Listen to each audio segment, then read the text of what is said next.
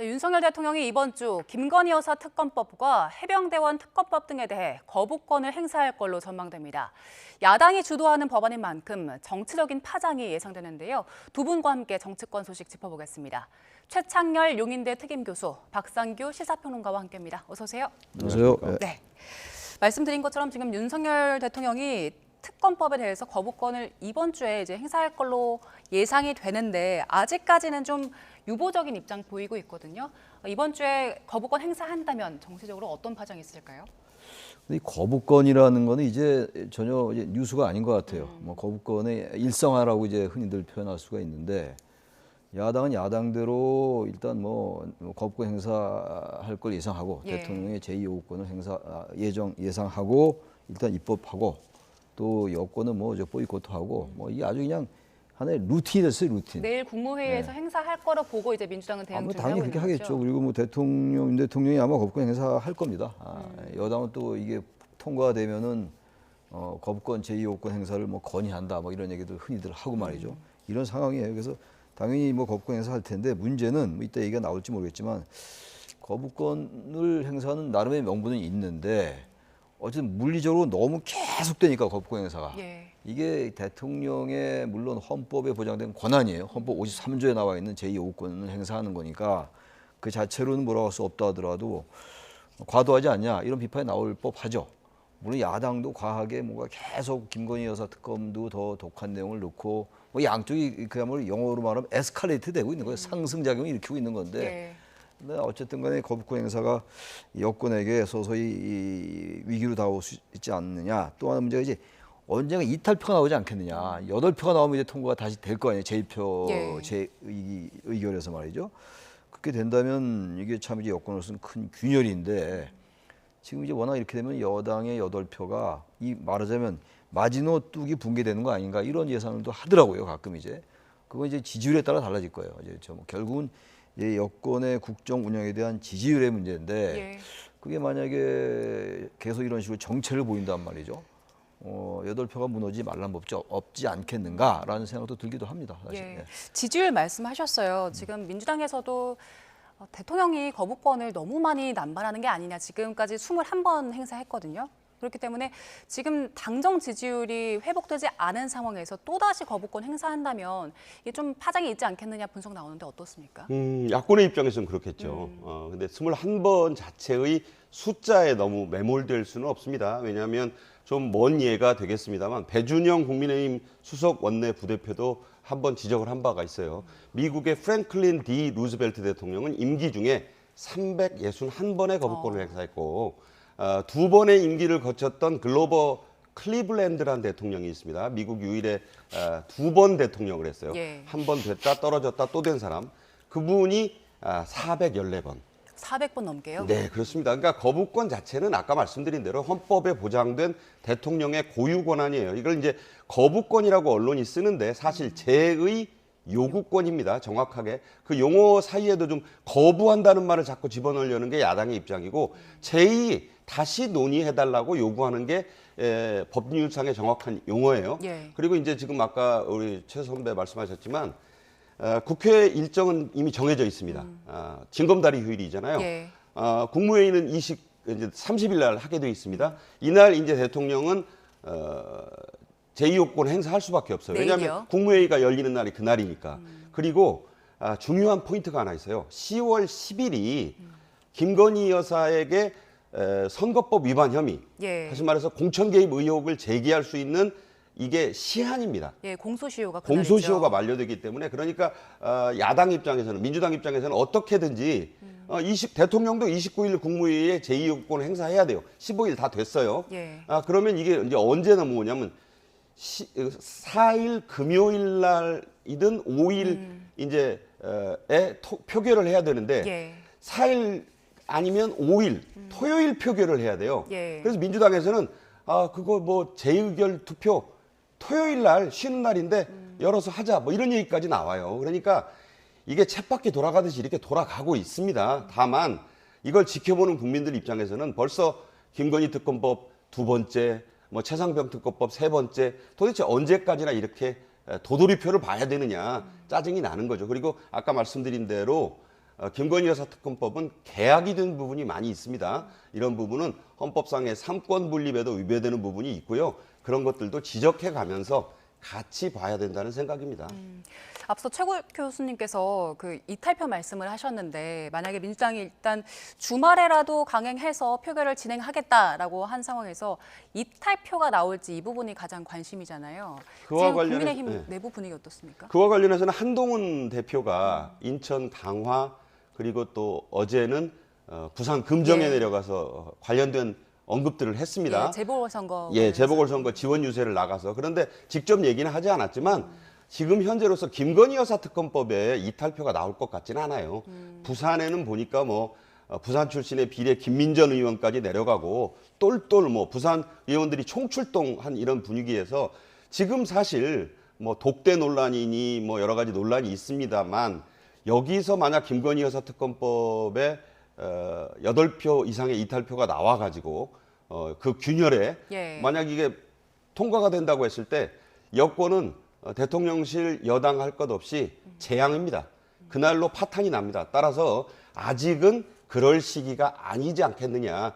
그래서 단결과 단합을 강조하는 한 대표의 유세 발언을 미루어 볼 때도 아직은 왜냐하면 만약에 이탈표가 나온다면 친한계에서 나올 수 있을 가능성을 민주당이 집요하게 지금 파고들고 있잖아요. 예. 그럴 시기는 아직은 아닙니다. 그냥 야당의 기대감 정도다라는 말씀이신 거죠? 네, 그렇습니다. 예, 알겠습니다.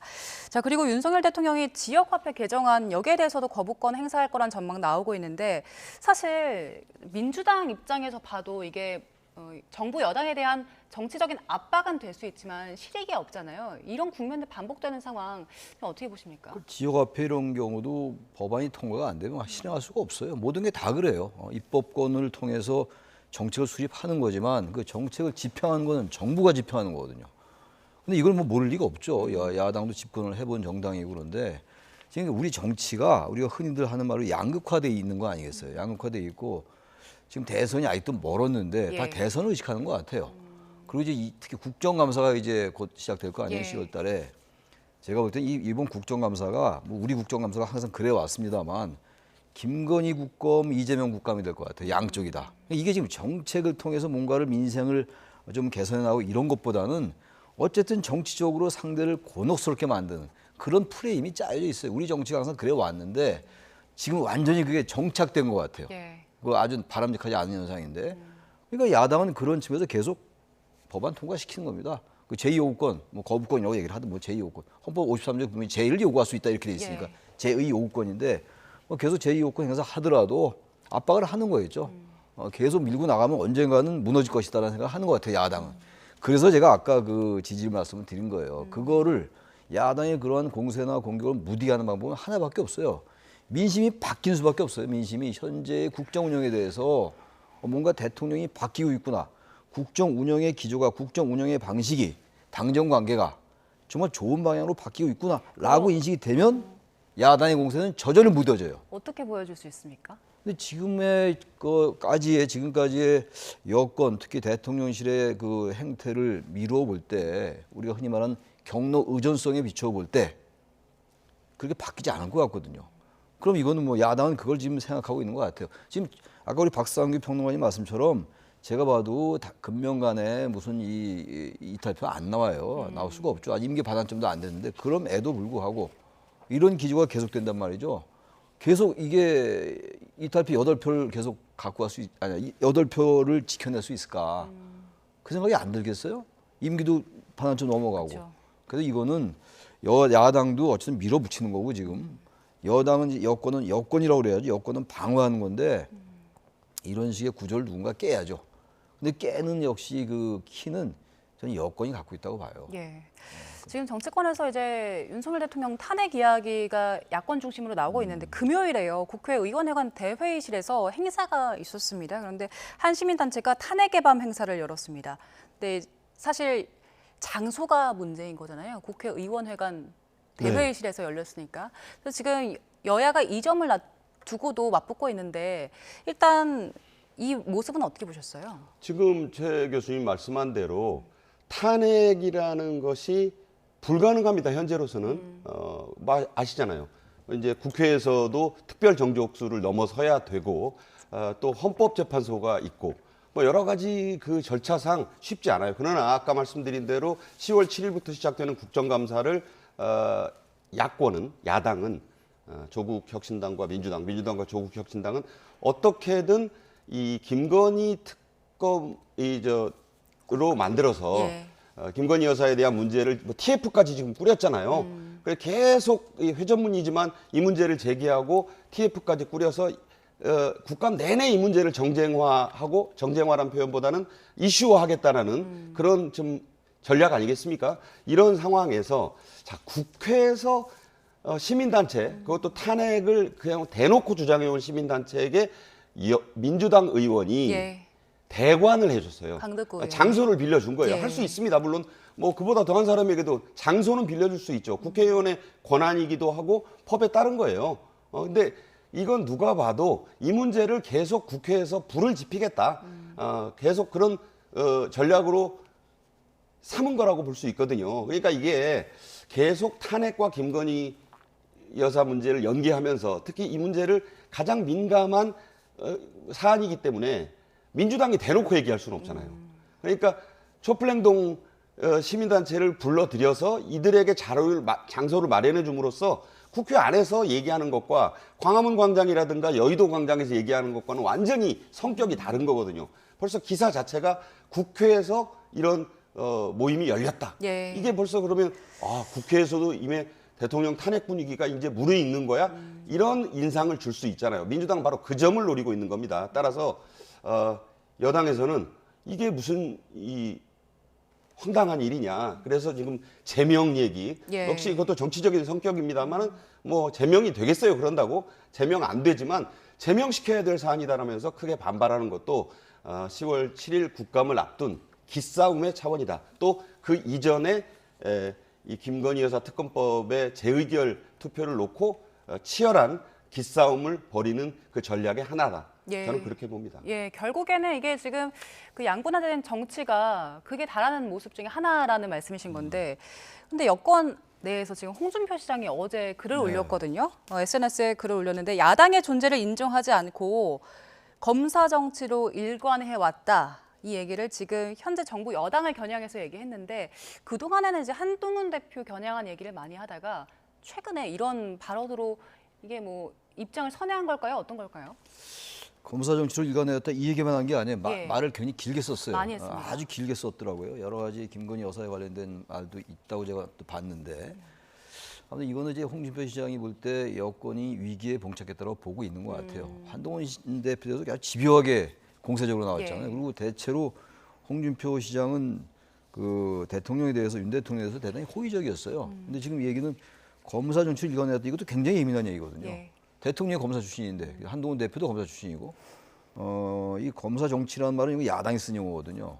그만큼 여권의 여러 가지 위기를 전 그냥 있는 그대로 지적했다고 봐요. 물론 뭐 여러 가지 정치적인 이유가 있을지 모르겠습니다만 지금 정치적인 이유를 따지기 이전에 이게 현실인 것 같아요. 다시 말하면 지금 이제 국민 각자의 생각은 다 다르죠. 민주주의라는 게 다 각자의 생각이 다른 거니까. 근데 우리 민심의 흐름이라는 게 있지 않겠어요. 지금 요새 뭐 최근 여론조사 얘기들을 많이 하던데 예. 그 보수층에서도 이제 김건희 여사 특검에 대한 생각이 반대보다 찬성이 많다는 여론조사도 있었고 말이죠. 이런 상황이기 때문에 저는 지금 계속 지금 탄핵 얘기하고 김건희 여사 이제 말씀들 많이 하고 그러는데 언제부턴가 김건희 여사 이슈가 그야말로 정치 이슈가 되고 말았어요. 도이치모터스 주가 조작이니 뭐 여러 가지 명품백 문제 이런 것들은 계속 했던 얘기들이지만 사법적으로 나중에 어떤 결론이 날지 아무도 몰라요. 그리고 뭐 나중에 정말 뭐 사법부 이런 판단을 내리게 될지 안 될지 모르겠습니다만 그런 것과 별개로 정치적으로 이게 사법 리스크가 되고 있는 것 같아요. 여권에. 이재명 대표의 사법 리스크가 있습니다만 김건희 여사가 아직 그 정도 아니라 하더라도 김건희 여사의 사법 리스크란 말이 심심하게 나올 정도니까 아마 그런 거를 지적한 게 아닌가 우회적으로 말이죠. 그런 생각이 들어서 아무튼 간에 정치에서 지금 김건희 여사 이 문제는 정면 돌파를 해야 되는데 그게 우선 뭐 얘기하는 게 그냥 사과 문제 뭐 제2부속실 문제 이런데 저는 사과나 제2부속실 문제로 될 일일까 이게. 그러니까 조금 더 여권 핵심이 이 문제를 좀 있는 그대로 좀 바라봤으면 좋겠다라는 생각이 들어요. 무조건 뭐 야당이 더 독한 특검법을 더 냈다 뭐 이런 걸 공격할 게 아니라 뭐 그런 건 뭐 여당 정치적으로 공세를 취할 때 취하더라도 민심의 흐름이나 민심은 과연 이 사안을 어떻게 보고 있는가를 좀 냉정하고 냉철하게 바라봐야 되지 않을까, 여권 핵심이 말이죠. 그런 생각이 듭니다. 예. 지금 사과 말씀하셨는데 그 명품백 수수 사건 관련해서 이제 검찰 결론은 곧 나올 텐데 검찰 결론과 별개로 김건희 여사가 직접 사과를 해야 한다 이런 필요성을 두고서 여당 안에서도 의견이 좀 나뉘는 것 같아요. 네. 일단 김건희 여사가 사과할 가능성이 있겠습니까? 뭐 사과하려면 진작에 했겠죠. 왜냐하면 이미 그런 시기가 있었는데 하지 않았다는 것은 하지 않겠다는 뜻을 분명히 한 거라고 봐요. 왜 그러냐면 이 3인 3색의 입장을 YTN이 잘 정리해 두셨던데 성일종 의원 같은 경우는 약간 개파색이었잖아요. 그러니까 되게 저런 입장인 것 같아요. 뭐니까 예측을 해서 아직 일어나지 않은 일에 대해서 얘기하는 것은 온당치 않다. 지켜보자는 거예요. 그 말 속에는 사과를 하려면 좀 했어야 되는데 이제 안 하겠다고 하는 대통령실과 본인 나아가서 또 친윤계가 완강히 사과하면 안 된다고 그러잖아요. 또 김재원 최고위원의 입장에 명확하게 친윤계의 입장이 드러나 있어요. 뭐냐면 촉매란 얘기를 하잖아요. 촉매가 뭡니까? 화학 반응을 빨리 일으켜주는 거잖아요. 그러니까 이명박 대통령 또 박근혜 전 대통령 예를 들으면서 사과하니까 더 난리쳤지 않느냐. 따라서 사과하면 안 된다는 게 친윤계의 분명한 입장이라는 거예요. 그러니까 사과 안 할 것이고 계획도 없다는 겁니다. 반면에 김종혁 국민의힘 최고위원 누가 봐도 뭐 친한계죠. 여기서의 입장은 어쨌든 불필요하다고 얘기한 사람은 못 봤다. 애둘러서 얘기하는 거예요. 그렇다고 해서 직접 져놓고 지금이라도 사과하세요라고는 못합니다만은 사과하지 말라고 하는 사람은 못 봤다. 반어법을 쓰고 있잖아요. 사과를 지금이라도 하셔야 될 것 같다. 뭐냐면 뭔가 털고 가는 부분. 왜냐하면 동반 하락하고 있는 이 지지율 어떻게 할 거냐. 20%대까지 떨어졌는데 초반까지 이게요. 또 만약에 앞에 일자를 보게 되잖아요. 그러면 정말 큰일입니다. 왜냐하면 정말 뭔가 지금 현재 임기 반환점을 앞에 두고 있고 모든 국책 사업 정책을 이끌어가는 추동력이 확 사라지는 거예요. 게임 해보신 분들은 알지만 에너지가 없으면 팔다리가 말을 안 들어요. 따라서 그런 부분까지를 애둘러서 얘기하는 게 벌써 그러면 108명의 그 여당 내에서도 입장이 저렇게 갈리고 있잖아요. 그러니까 합의 안 된 사과가 되겠습니까? 짧게 국민들 생각은 어떨까요? 국민들 생각은 여론조사에 드러나 있다고 봅니다. 김건희 여사 문제를 굉장히 중시하고 있다는 점에서 뭔가 납득할 만한 국민들이 받아들일 수 있는 결론이 나왔으면 좋겠고 그 이전에 어쨌든 좀 사과를 너무 이렇게 대단히 생각할 필요 없다라는 여론이거든요. 잘못한 게 있으면 깨끗이 전에 김건희 여사 대선 국면에 사과하지 않았습니까? 사과 안 해본 분도 아니거든요. 사과를 해라 마라보다도 국민이 원한다면 할 수도 있다라는 점을 숙고할 시점은 됐다. 저는 그렇게 봅니다.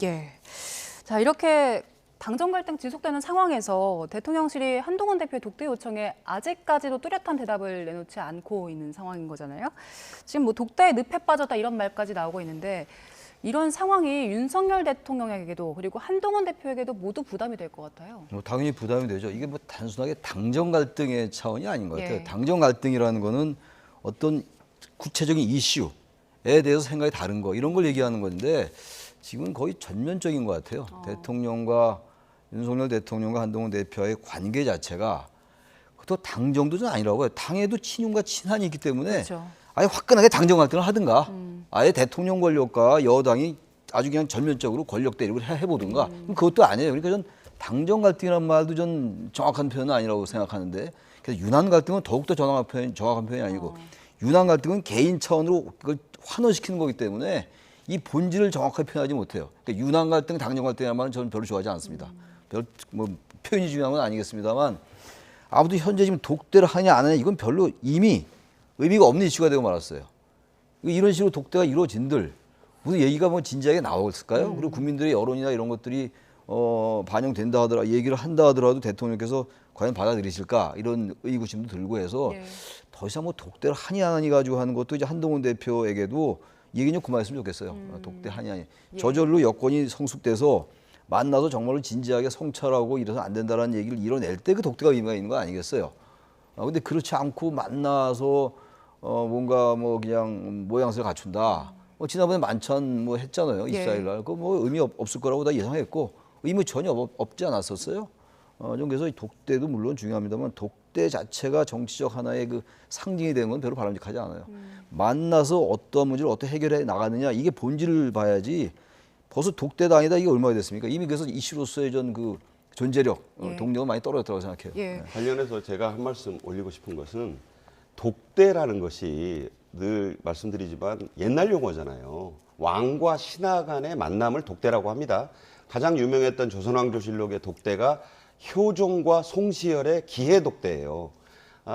북벌을 하느냐 마느냐를 놓고 왕과 그 당시에 여권의 총수가 이 영수가 만나서 나눈 이야기가 유명합니다. 그런데 중요한 것은요, 비밀 유지예요. 그 내용은 공개되지 않았습니다. 수백 년이 지난 뒤에 실록을 통해서 확인이 된 거예요. 그만큼 왕이 얘기할 리 없잖아요. 물론 옛날 얘기입니다만 송시열이 독대하고 나와서 다 독대했다고 얘기 안 했거든요. 그러니까 이게 무슨 얘기냐면 김기현 전 대표가 그런 얘기했습니다. 대통령과 여당 대표는 수시로 독대할 수 있다. 비공개로 독대를 하고 그 내용은 불문에 붙인 뒤에 정책이나 대책에 녹여내야 되는 건데 지금 대통령실이 불편해하고 기분 나빠하는 게 뭡니까? 이렇게 내가 다시 만나달라고 독대 요청을 했다는 얘기를 전해주세요. 예. 그리고 밖에 나가서 나는 언론에다 얘기하겠습니다. 이렇게 얘기하니까 대통령실이 감정적으로 격앙되는 겁니다. 그러니까 독대를 하는 건 얼마든지 할 수 있어요. 왜 대통령과 여당 대표가 독대를 못합니까? 민주당 이재명 대표도 독대를 수시로 할 거예요. 근데 왜 밖에 이런 얘기가 안 나올까요? 비밀을 유지하기 때문이라고 저는 생각을 합니다. 예. 독대는 해야죠. 독대를 통해서 정책에 대해서 어려운 현안을 풀어나가야 된다는 생각에는 변함이 없습니다. 다만 이 문제를 다루는 한동훈 대표 측의 정치력에 문제가 있다고 보는 거예요. 예. 독대를 하면서 꼬박꼬박 이거를 마치 언론에 알린다기보다는 어쨌든 언론에 보도가 되잖아요. 두 사람밖에 얘기 안 했는데 한 사람은 절대 얘기 안 했는데 이 얘기가 다음날 모 조간신문에 나오고 어디 뭐 유튜브에 나옵니다. 이런 식이 된다면 그런 독대를 받을 수가 없는 것이 대통령실의 입장이 아니겠는가. 따라서 이 독대의 덫은요, 사실은 대통령도 풀어야 되지만 한동훈 대표 측에 좀 더 아주 섬세한 정치력이 요구되는 부분이다. 저는 그렇게 봅니다. 네, 어떻게든 뭐 두 사람이 소통을 좀 하는 모습들을 국민들은 기다리고 있는데 지금 그 만찬 두고 이후에 나오는 얘기들에서 좀 거친 표현도 나오고 있어요. 그 신지호 전략기획부총장이 유튜브에서 만찬에 참석했던 한 참석자가 가을밤 즐기는 여유로운 분위기였다 이런 발언을 했는데 이 발언을 두고 좀 지금 나오고 있는 것처럼 거친 발언을 했거든요. 이런 상황들은 어떻게 보셨어요, 교수님? 신지호 전략기획부총장이 신중하지 못했다고 생각할 수밖에 없어요. 저 지금 가뜩이나 지금 대통령실과 지금 이 친한계라고 돼 있는 이런 분들이 사이가 안 좋은데 지금 신지호 전략기획부총장은 아주 그 한동훈 대표의 측근을 이번에 기용된 분이잖아요. 전략기획부총장 전직 의원 출신이시고. 근데 저런 말을 심정은 알겠는데 저걸 유튜브에서 얘기를 했다는 거예요. 전 두 가지 지적하고 싶은 게 일단 당의 주요 당직자가 공직자는 아닙니다만 좀 유튜브 이거 가능하면 안 했으면 좋겠어요. 그 얘기를 김용태 의원이 했던데 그 국민의힘의 김용태 의원도 그런 비슷한 얘기를 했더라고요. 예. 유튜브 이런 거 꼭 하는 게 바람직한지 모르겠다 이런 취지 얘기를 했던데 뭐 그건 뭐 본인의 자유예요. 자유인데 그럼 저기서 저런 얘기가 나와서 이게 문제가 될 소지가 충분히 있잖아요, 이거.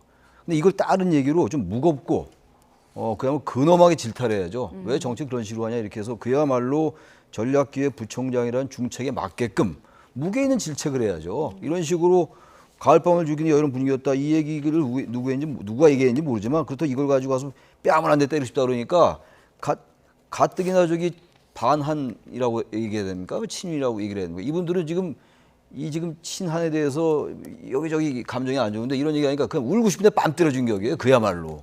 왜 이렇게 신중치 못한 얘기를 하냐고요. 친한계가 힘이 별로 없잖아요, 지금. 근데 가뜩이나 이런데 이거 누가 봐. 그러니까 우리 정치가 본질을 놔두고 자꾸만 말 가지고 이제 이거 막말이라고 할 수는 없다 하더라도 말이 좀 거칠거나 이런 거 가지고 서로 여야가 또 정쟁을 하거든요. 저는 이 말은 좀 신지호 부총장께서 너무 거친 말 했던 것 같아요. 이런 말을 이거 조심해야 돼요. 그리고 앞으로도 정치가 말로 하는 건데 이렇게 하기 무게가 안 느껴지잖아요. 저 전략교 부총장에 걸맞는 그런 무게 있는 말을 해야죠. 유튜브에서도. 과거 미셸 오바마 여사가 그 영어로 아주 쉬운 표현을 했잖아요. 그들이 낮게 가도 우리는 높게 간다. They go low, we go high. 이런 것처럼 이 정치인의 위트 있는 유머 한마디가 그 사람에게 영원히 남아요. 나중에 우리 신지호 부총장의 어록에 이거 꼭 들어갈 거예요. 가을밤 정치를 즐긴다는 사람 가서 뺨 한 대 때리고 싶다. 자, 뺨으로 남습니다. 이게 말이 그렇게 무서운 거예요. 네. 따라서 이런 경우에 내가 이렇게 말을 할 경우에 미쳐지는 파장에 대해서 이분이 지금 한갓 유튜버가 아니거든요. 전직 의원이고 네. 여권의 또 대표의 핵심 측근이고 또 공직은 아니지만 당직을 또 무게 있는 당직을 갖고 있고 그 듣는 분이 가서 발로 차고 싶다고 하면 어떡할 거예요. 그러니까 이 유머나 비판은요 상대방이 듣고 야, 뼈 아프다. 참 그 말은 잘했다. 아, 참 저 친구 멋있네. 이렇게 느낌이 와야지 즉각 그래 네가 다 뺨치면 나는 가서 발로 차버릴 거야. 이런 반응이 나오면 그 표현 자체가 잘못된 거라고 예. 봅니다. 그리고 다음 달 있을 이제 재보궐선거 이야기도 간략하게 해볼게요. 앞서 말씀해주신 것처럼 지금 한동훈 대표도 강화, 부산 다니면서 선거운동 뛰어들었고요.